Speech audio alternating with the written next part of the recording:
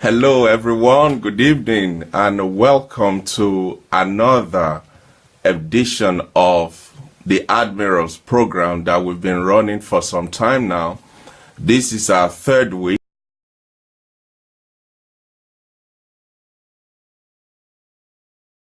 For whatever reason, I was on the wrong platform and I'm so sorry about that.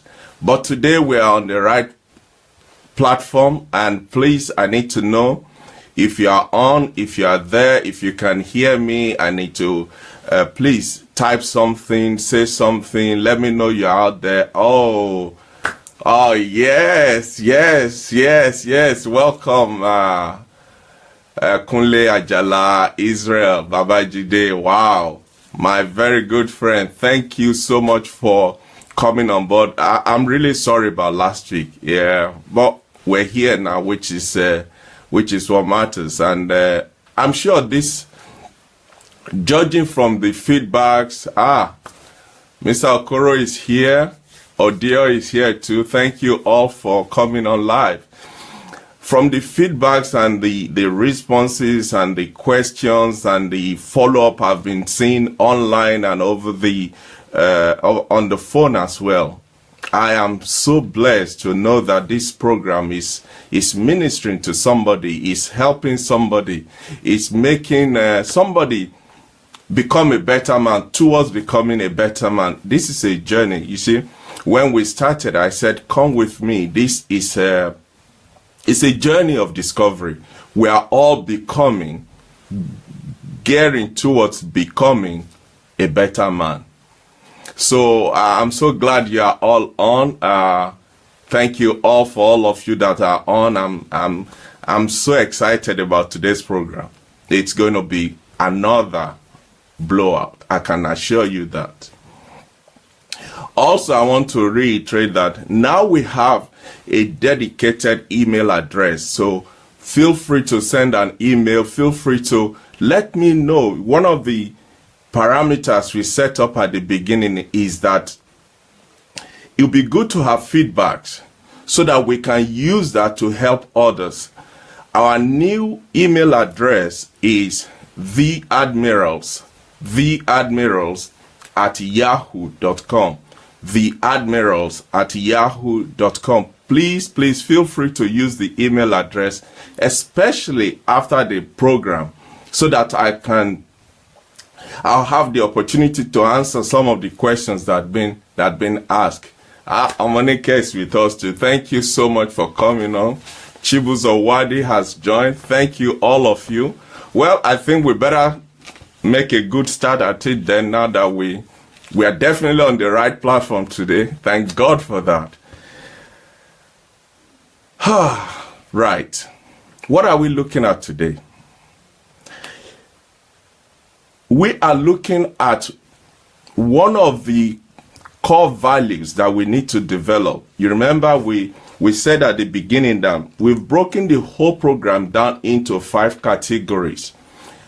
In the month of February, we're looking at the inward development. For March, we'll be looking at outward development. For this month, we've dealt with, the first week we looked at finding your non-negotiable, unalterable terms, the NOTs. Last week, we looked at how to conquer fear. This week, we are looking at first impression matters. First impression matters. First impression matters. Now, I'm sure you've heard somebody, you probably have said it yourself. There is no second chance in first impression. There is no second chance. You don't have a second chance to make a first impression. And that is very, very critical for the program tonight. Oh, Mr. Diso is joined us from Nigeria. Thank you. Welcome. And it's important for us to understand, especially as men, first impression is everything. First impression is great. Let me paint a scenario or two or three scenarios, and let's see if we can all relate to this. Let's say, for instance, you've been invited for an interview. You prepared yourself, you psyched yourself, you are ready to go. They called you in, you knocked them out for 6. I mean, you came out of the room feeling, boy, I can't wait for my phone to ring. The offer is in my hand and all of that. And then you wait, and you wait, and you wait, and you didn't hear from them.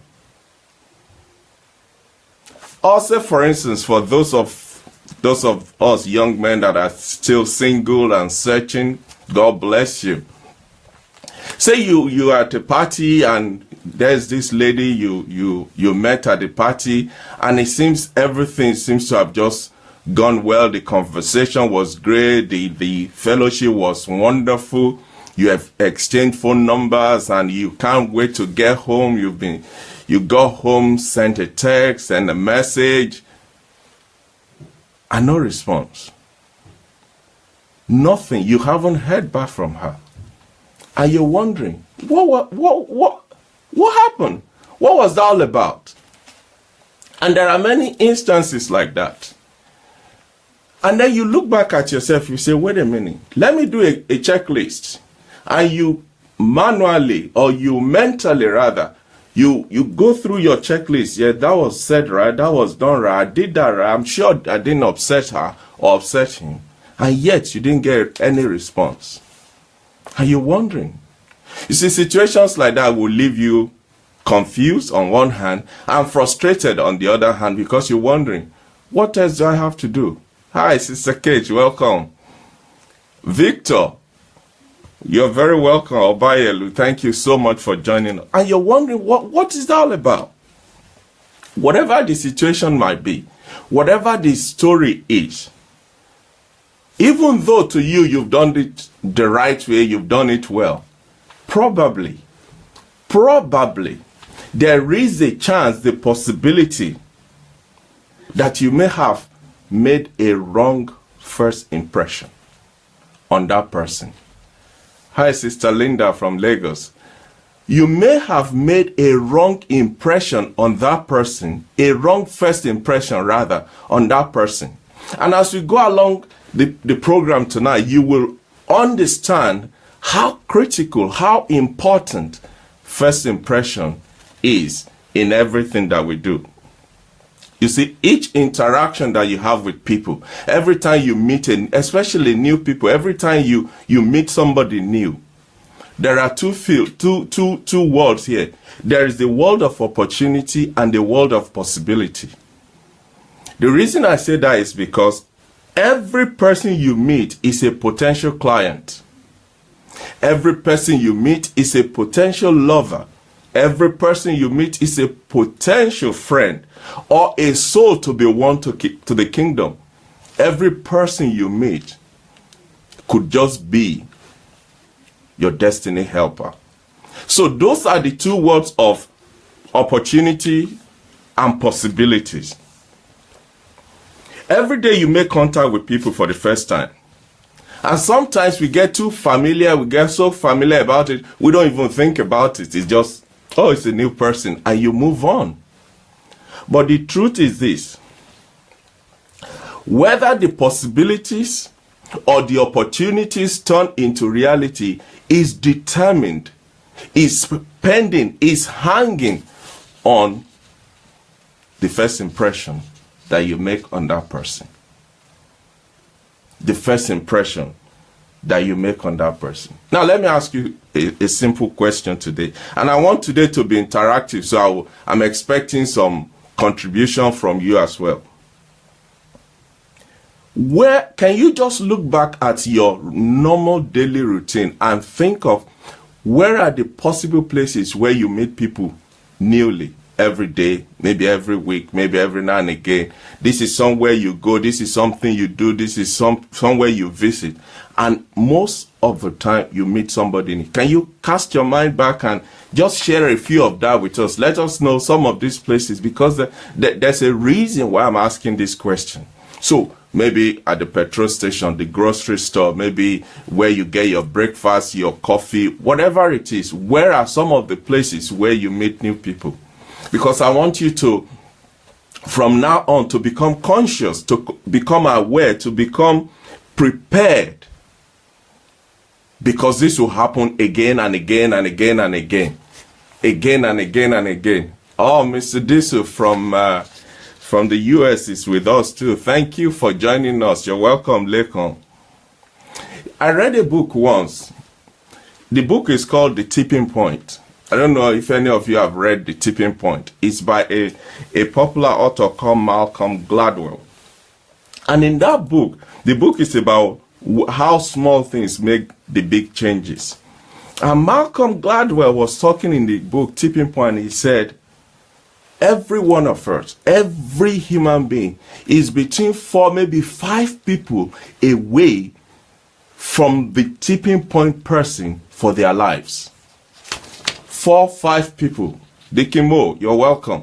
4, 5 people away from the person that will give you the edge, that will help you cross the barrier, that will take you over the edge into your destiny, into your promised land, into your purpose and planning and God's plan for your life. Now, if that is the case, can you now begin to see how important it is for us to take first impression, the importance, the weight that is attached to making the right first impression? Every time you meet a new person, you are living in 2 paradigms. Hey, Bro Moses, every time you meet a new person, you are living in 2 paradigms. The first one is how you think you've made impression on that person, or how you would like to make your first impression on that person. The second paradigm is how you have actually made that impression as far as the other person is concerned. The challenge between these two sphere of life, as it were, is that as human beings, we need to constantly try to find the balance and to synchronize these 2 paradigms at the same time.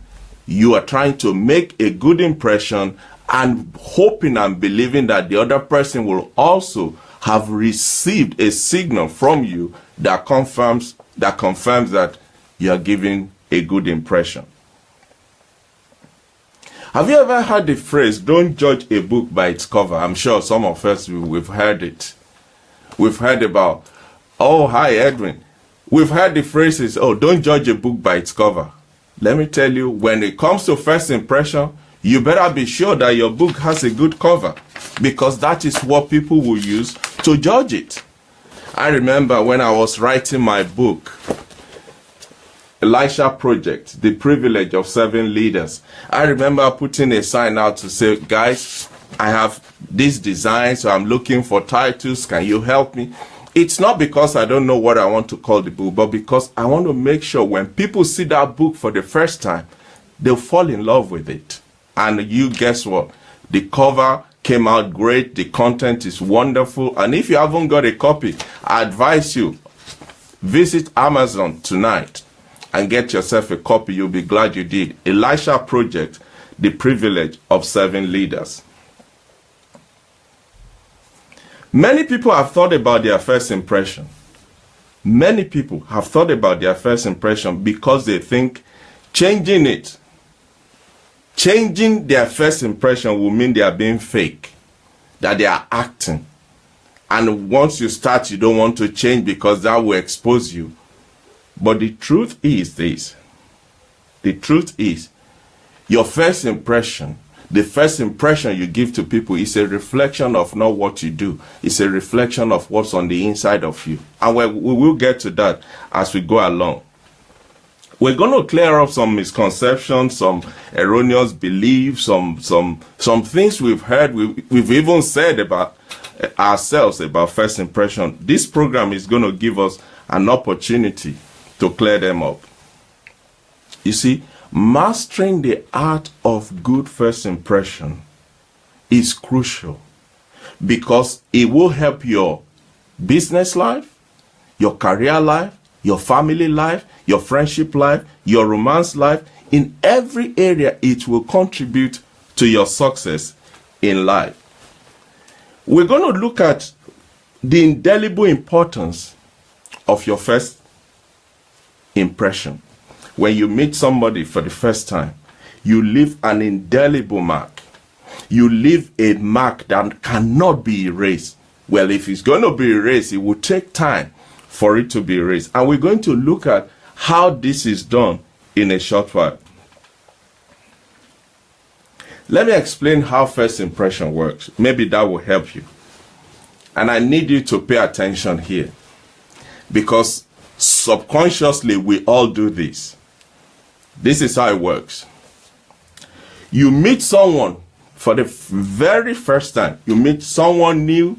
You've never met. You've never spoken. You don't know each other. You're just meeting for the first time.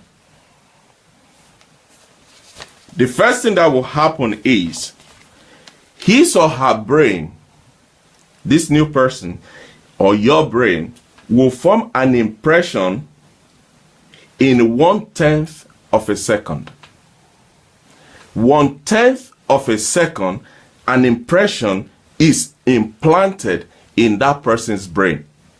What do you mean? It means as soon as that person sees you, as soon as you see that person, there's a camera in your brain that takes a snapshot, bam, instantly, 1/10 of a second. A picture is taken. That is what we call data capturing. Now that data has been captured. That picture is immediately sent into the brain. And within 60 seconds, the brain will process that data. It will process that data within 60 seconds. I mean, you can imagine how fast it is. 1/10 of a second, the picture is taken. Within 60 seconds, the captured data is being processed. While that is being processed, there are tens of thousands of visual, oral, tactical cues as to who you are, that the brain is emitting, that the brain is transmitting, that the brain is sending to different parts of this person's body and mind and soul. All this in less than 60 seconds. And what these signals will do is it will help the person to determine whether or not they would like to get along with you or not. The computer would formulate and manipulate all those data, all those signals, thousands of them within 60 seconds, and it will sort them and put them in different categories as to where you are.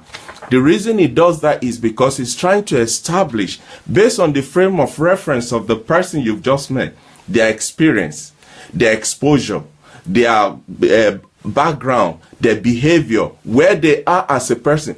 All of that is going on in that 60 seconds. They will then be sorted into layers. That's called data sorting. Then all this data are then weighed against the processing part of this person's brain. Their emotion will come in, their feelings, their background, everything will then be mixed to that to produce a final result. That final result in an instance will be produced via a visible assessment of you. And the result is a gut feeling. Something on the inside will say to this person, this is a friend or this is an enemy. And whatever is formed at that instant, at that moment, within that small space of time, determines how that person sees you going forward. I don't know if please let me know if this is this making sense to you? Just type something. Let me know this is helping you or you're following me on this. First impression matters. Within that split second, the result is that there will be a gut feelings. There will be a settlement within the spirit to say, it's a good person. Oh, don't touch this person. It's a bad person. The implication here is this. Before you say good, and before the money comes after the good, people have already decided on what you are like. They've decided on who you are and what you are. Imagine that. I don't know if this is, we're talking of the picture is taken, the data is processed, the data is sorted, the data is manipulated, and within 60 seconds, a decision is made on you. You haven't even opened your mouth to say, my name is Tunde Disu. No, but now somebody has made a decision about you. But don't take it to heart. You do the same. We are all like that. Every one of us are like that. It's a natural human instinct to do that. But this is where it gets interesting. Do you know there's a difference between how a man will look at you and how a woman will look at you? Do you know that? Maybe you don't. I'm going to help you today. I'm going to help you. Chuka said, this is very true. I agree. Omonike said, yes, sir, we are following you. God bless you, sir. Thank you. Let me help you. When a man sees you, whether you're a man or a woman, it doesn't matter. When a man looks at you, for the first time, he looks at you from your head to your toes. That's how a man looks. He looks at you from your head to your toes. What's he doing? The first thing he looks is your face. Your face. Is it hairy? Do you have beard? Do you have mustache? What is your face saying instantly to that person? So the first thing a man looks at is your face. Then he looks at your shirt. If you're wearing a tie, he looks at your tie. If you're wearing a tie, he looks at what knot is your tie. Is it half Windsor? Is it full Windsor? Is it 4.5 knot? Or whatever it is, because each of these knots says something about who you are. Oh, I'm enjoying. I don't know about you. I'm enjoying this. I am so enjoying this. So he looks at your shirt and your tie. When he looks at your shirt, he's not looking at the color. He's not looking at the pattern. He's looking at the color of your shirt to see, is it dirty or is it clean? Is it stained from your shaving this morning? That's what he's looking at. Because all of that says a lot about you. Then he looks at your dress. Now he's judging you to see where you are compared to where he is. Because naturally, we are always competing. Whether we see it or not, whether we say it or not, whether we agree to it or not, we are always competing. So the man then looks at your dress. He looks at the size. He looks at the quality. He looks at how is it hanging on you. Have you got a straight shoulder or is it a drooping shoulder? Have you got... Immediately, he's taking all of that on board. Then he looks at your frame. Are you chubby? Are you muscular? The only reason he's doing that is the only reason he's looking at you that way is because he's thinking, if there's a fight between you and I, will I be able to handle you? It's a natural instinct. Don't tell me you don't think about it. Consciously, you may not be thinking about it, but it happens. It's looking at you and say, okay, if I get into a fight with this guy, where do I have to wrestle him from? How do I tackle him? He's immediately looking at that. The last thing he looks at is your shoes. The man will then come down and look at your shoes. What's he looking at? He's looking at, is it polished? Is it kept? Is it a good size for you? Does your shoe size carry the kind of frame you are putting on it? That's what a man is looking at. And finally, he puts his hand out to give you a handshake. It's not shaking your hand to say, how are you? It's shaking your hand to see, are you a man's man or you are just a no man? Is your handshake firm or is it feeble? That's what a man is looking at. And while all that is going on, his brain has captured, processed, sorted, and submitted the result to say, run, Forrest, run. Or open your arms wide, give him a hug, he's a friend. Imagine that. Hi, Monica. Long time, Van Kooten. It's good to see you. When a woman looks at you, though, gentlemen, let me help you here. When a lady looks at you, she looks at you from your toes all the way to your head. The man looks at you from your head down. The woman looks at you from down up. What's she looking for? The first thing the woman looks at is your shoes. Your shoes, man, gentlemen, your shoes says a lot about you. Your shoes says a lot about you. She's looking at the quality, the state of your shoes, how you carry it or how it is carrying you. Have you bruised and battered that shoe? Have you looked after it? Or is it just another knockabout for you? That's the first thing she looks at, your shoes. Then she looks at your dress. Is it kept? Is it ironed? Is it stained? Is it rough? Is it this? And how is the dress hanging on you? Are you the kind of man she will want to walk into a party with, just looking at your dress? I don't know if this is helping anybody. Then she looks at how proportionate is your upper body to your lower body. Is it proportionate? Are you chubby with a beer belly or are you Mr. Muscle? What exactly is your body saying about you?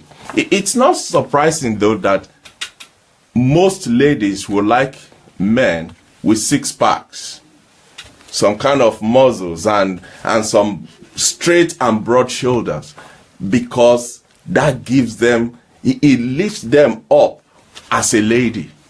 And that's what she's looking for when she looks at you. Then she looks at the chest. Is it broad chest or is it narrow? Then she will look at your face. Now she's coming up to look at your face. What is she looking for in your face? Are you clean shaved? Are you rough? Is your mustache kept? What is the texture of your face? And finally, the woman will look at your head. The woman looks at your head. Are you bald? Or are you gray? Or are you clean shaved? Because different things in your body appeals to different people. So, next time before you leave the house, gentlemen, do your own assessment. The Bible says, judge yourself so that you will not be judged when you get outside. So you can see how important first impression is in our lives. It is, I can't emphasize enough the importance of first impression. Now, if this has helped you so far, let me tell you now what are the characteristics of first impression. What are the characteristics of first impression? Because once you know what the characteristics are, once you know the pattern, the behavior, the features that relate, that undergird and hold together first impression, it will help you in administering it, in thinking about it, in being conscious about it when you meet new people. The first one, first impression is registered with lightning speed. I said earlier on, 1/10 of a second, the picture is taken, and within 60 seconds, the result is out. Now tell me, not even Usain Bolt can beat that. So first impression is super fast. Faster than Virgin broadband or fiber. it is super, super, super fast. Secondly, first impression lasts a surprising long time. Once somebody has made a judgment, a conclusion about you from their first impression, it will take the grace of God and a long time as well, for that first impression to change. And we will get to that. Now, with first impression, the funny thing is people tend to put a lot of weight on the first impression they've made about you rather than the information they take on board afterwards.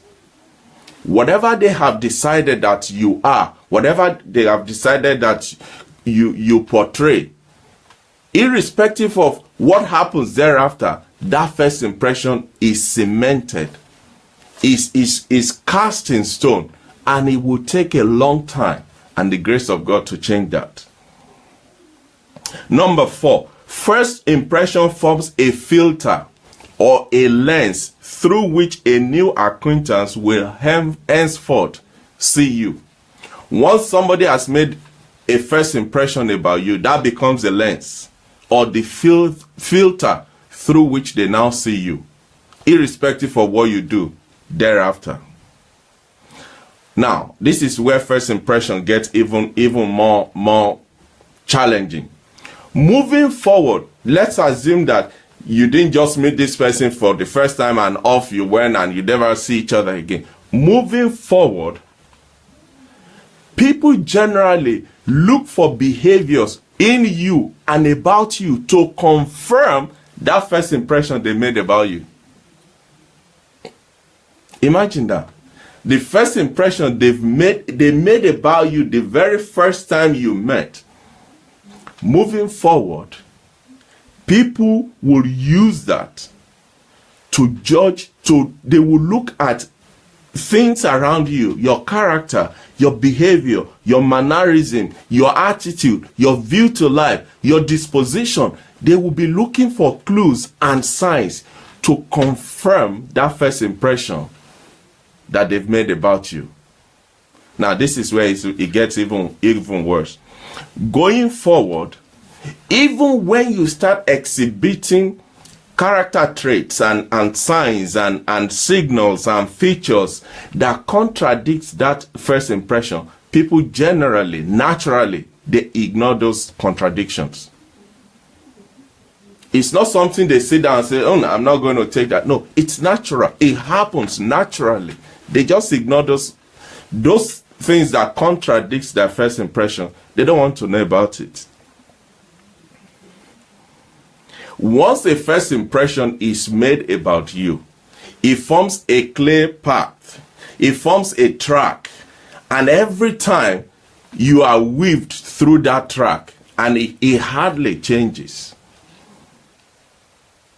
But where you have regular contact with the person, say somebody like this is your first day at work, and you've been introduced and somebody made a first impression about you, good or bad, it's irrelevant. It will take at least 6 months of constantly be in contact with that person, almost on a daily basis, for that first impression to start changing. It will start changing if there is a daily contact between you and that person. But the reality is, outside of a work environment or a school environment, not even in a church do you see each other daily. So your 6 months will gradually grow to 2 years in a church situation. And your 6 months chance of changing that first impression could expand for the rest of your life if you don't get to meet this person regularly enough to change that first impression. Sometimes, I don't know about you, I've seen people, I've watched movies where they started off on the wrong footing. I mean, it was fire from the very, very first beginning. And then they realized, we're going to spend a lot of time together. We might as well just chill. And they'll say, okay, I know we started on the wrong footing, but can we start all over again? What they're saying is, let us erase that first impression. Let us put that behind us. Let us clean it out. Let's give each other the time and the privilege of forming a new first impression. And generally what they do at that instance is they say, hello, my name is Tunde Disu. Now, this is somebody you've been working with and hanging out with for the past 3 weeks, 4 months, and now you are trying to reintroduce yourself to the person because you want the person to have a different first impression about you. Maybe you need to go back to the office tomorrow. Maybe you need to call that your neighbor. Maybe that lady that serves you coffee every morning unfailingly at 8:12 a.m. on your way to work. Maybe you need to go back and say, do you know what? We started on the wrong footing. Let's start all over again. Hello, my name is Sam. So that you can have the opportunity to set the record straight second time around. What is the summation of all of this? The summation is this. Whether it's a date, whether it's a job interview, whether it's a casual acquaintance, whether it's a work environment, people make their decision whether to like you or not, whether to welcome you or not, whether to accept you or not within that first 60 seconds. Imagine that. That you could live the rest of your years with somebody in the office, at work, at play, at church, at school, anywhere. And for 5 years, that first impression that is recorded about you becomes the filter through which they see you. Even though you have changed, you've moved on, you've become a different person. Imagine that. And that is why sometimes people you think are your friends, people who portray themselves as your friends, people who even say to your face that they're your friends, when the chips are down, when the reality is staring them in the face, they'll say, I don't know him. Yeah, we hang out, but I really don't know. I've never really taken to him. Why? Because of first impression. But you know the funny thing, which is when I was looking into this, I was shocked. First impression, to a large degree, is very accurate. To a very large degree, it is very accurate. That's frightening. But the good news is this. There's something you can do about it. Not about changing that first impression, but changing yourself, helping yourself so that you can always be perceived. Not acting, not faking it, not pretending. There are things you can do so that you can be seen and be observed and be received as a good person from your first impression. How? Why do I say first impression are very accurate? Number one, some researchers have come back to say our genetics, they broadcast our personalities on our faces. Our genes, the things that make us who we are, they sometimes broadcast who we are on the inside on our faces, especially when we are meeting someone for the first time. Number two reason why they are very accurate. If you are the kind of person that you carry your face a certain way, after a while, you don't need to carry it. The face will just be like that. Now, if that formation of your facial expression is that says, don't come near me. I don't care if you come baring your teeth and smiling and jumping, your face is saying a different thing, and that is what people will take away. So if you are the kind of person that carries your face in a way that says, I'm not your friend, don't think of talking to me, I don't care what you do, you will still not be received well in your on first impression level. Number 3, reason why first impression is very accurate, because our moods and personalities are invariably translated into our body language. The way we feel, how you wake up this morning, what your wife said to you when you were leaving home. Maybe your husband didn't do whatever it is, your mood sometimes is translated into the way we behave.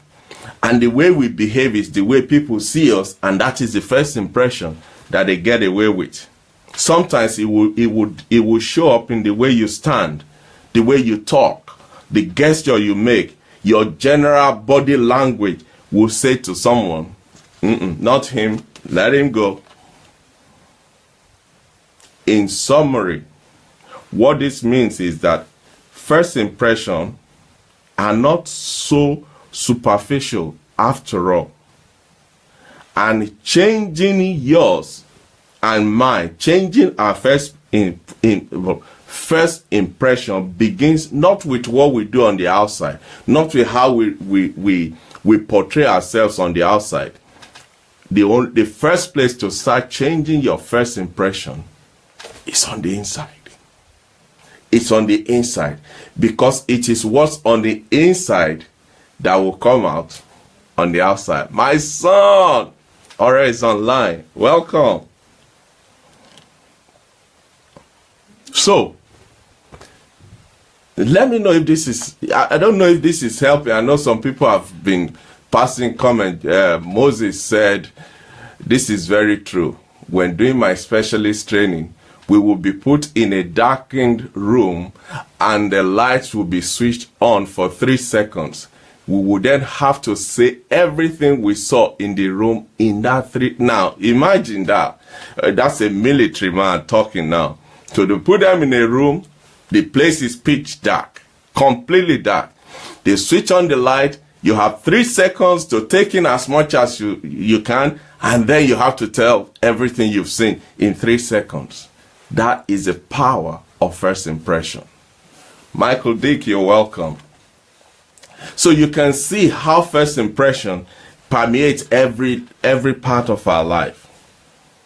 So, having defined what first impression is, having talked through how it is formed, having talked about the features, the characteristics of first impression, having looked at how accurate first impression is, let us now look at what makes good first impression. If you haven't got your pen and paper, I would suggest you get it now, because you're going to be taking in some of the things you can do, some of the things you may have to do to give people a good impression of yourself. The first thing is, it is universally agreed among researchers that when it comes to the qualities people are looking for in others, even we don't need researcher to tell us this. You and I know. What are you looking for? Now, tell me, what are you looking for in a person when you meet them for the first time? What are some of the things you're looking for? You're probably looking for somebody who is warm, somebody who is confident, somebody who is trustworthy, somebody who is credible, somebody who is kind, who is attractive. But more than that, you're looking for somebody that will make you feel comfortable, that will make you feel interesting, that will make you feel valued. That is what we are all looking for. Now, having identified that, then go out and give that in your first impression, because that's what everybody is looking for. People are looking for those who come bearing 4 social gifts. 4 social gifts. Number 1, appreciation. Number 2, connection. Number 3, elevation. Number 4, enlightenment. 4 social gifts that we are all looking for in anybody and everybody that will come across, whether first, second, or forever time. We're looking for somebody who will show appreciation, somebody who will give us connection, somebody who will elevate us, and somebody who will enlighten us. In this world, there are two types of people. And this is included in my next book that will be coming out very soon. There are two types of people that are in this world. The two types of people are lifters and leaners. Lifters and leaners. And this is how you identify them. Lifters add and multiply, while leaners subtract and divide. Lifters add and multiply, while leaners subtract and divide. But guess what? This is how we treat them. Some people add something to our lives, we enjoy them. Some people multiply something in our lives, we value them. Some people subtract something from our life, we tolerate them. Some people divide something in our lives, we avoid them. I'll say that again. Some people add something to our lives, we enjoy them. Some people multiply something in our lives, we value them. Some people subtract something